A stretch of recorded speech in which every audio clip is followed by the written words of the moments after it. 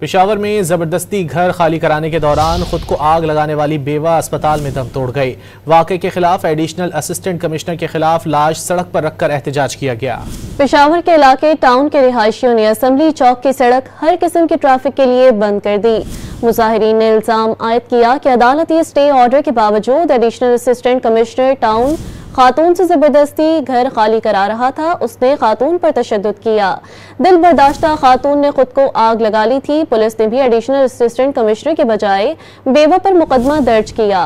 Police की जानिब से एडिशनल असिस्टेंट कमिश्नर के खिलाफ FIR दर्ज करने की यकीन दहानी पर मुजाहिरा खत्म कर दिया गया।